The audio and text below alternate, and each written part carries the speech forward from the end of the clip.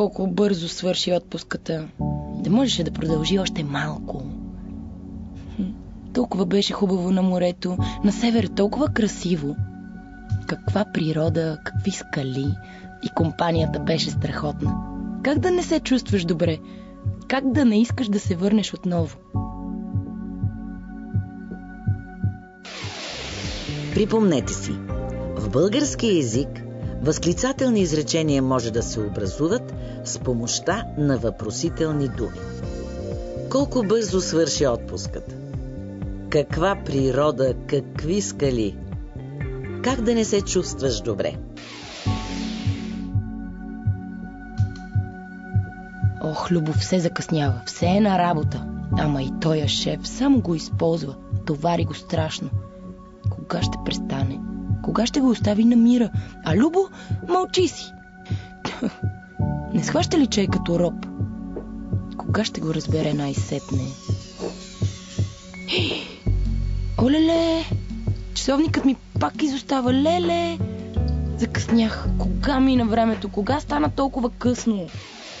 С въпросителното наречие кога може да се изрази изненада, учудване, недоумение. Кога мина времето?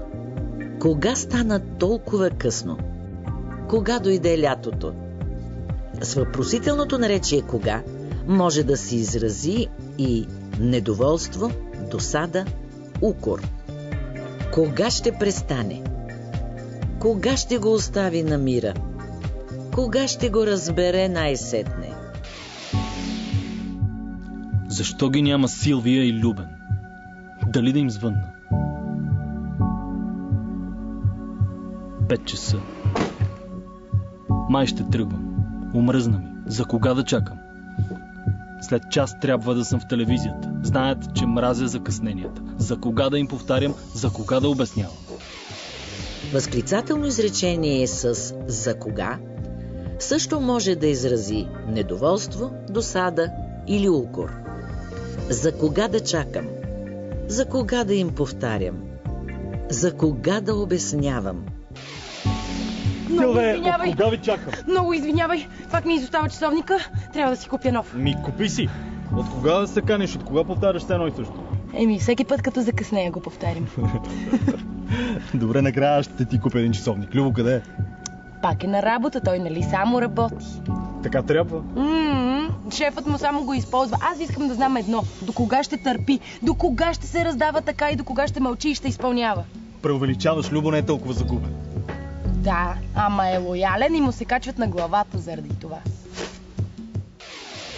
С въпросителното наречие от кога също може да се изрази недоволство, неодобрение, укор. От кога ви чакам? От кога се каниш? От кога повтаряш все едно и също? Възклицателно изречение с до кога също може да изрази недоволство, възмущение или укор. До кога ще търпи? До кога ще се раздава така? До кога ще мълчи и ще изпълнява? Взел съм нещо за хапване. Ела да видиш. Пилешки крилца. Обичаш ли? И още как. Ох, как хубаво уха е. Нали? Ти знаеш ли, че половината от удоволствието в храненето идва от аромата? Как само го каза? Браво!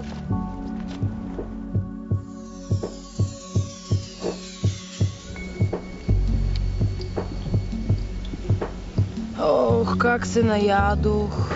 Как ме домързя. И мен. Аз сега трябва да се върна в телевизията. Как не ми се ходи? Сега? В телевизията? На работа? Да, шефът нареди. Абе, вие сте ненормални. Какви шефове?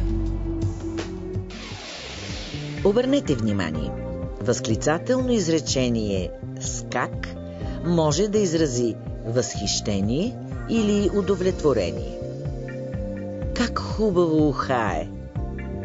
Как само го каза и още как?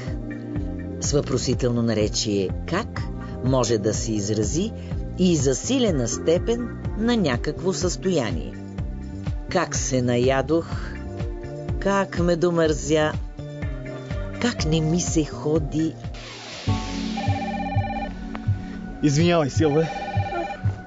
Ало. Как така замина? Как да не може? Как няма да дойде? Как си позволява? Добре. Как така ще решава сам? Как не го е срам? Добре, благодаря ти, че се обади. Какво става? Записът се отлага.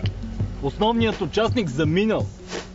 Чудесно, велико, прекрасно, приказно, страхотно. Кое му е страхотното? Свободен си, няма да ходиш на работа. Въпросително-възклицателно изречение с как също може да изрази изненада, учудване, недоумение. Как така замина? Как да не може? Как няма да дойде?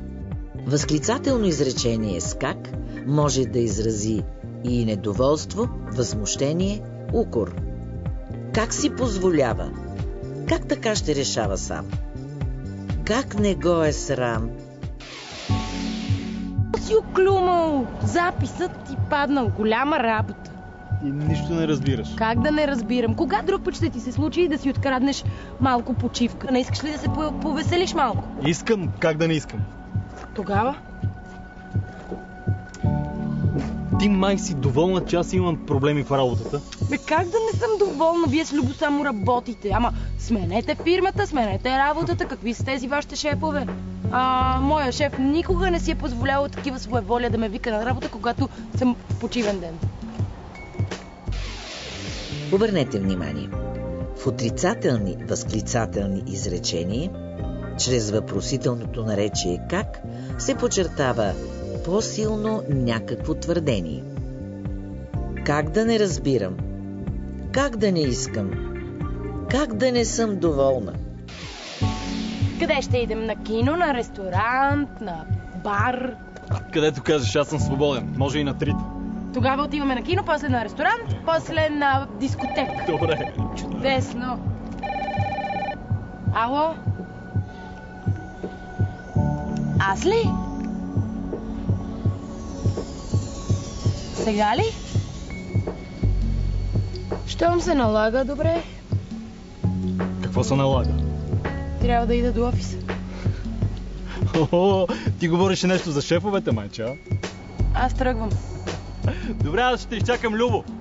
Ако свършиш на време, ни се обади, да ти кажем къде сме, в кой ресторант, в кой бар или в коя дискотека. В този урок видяхте каква природа, какви скали. Кога мина времето? Кога ще престане? За кога да чакам? От кога се каниш? До кога ще търпи? Как хубаво ухае! Как ме домързя? Как да не може? Как си позволява? Как да не съм доволна?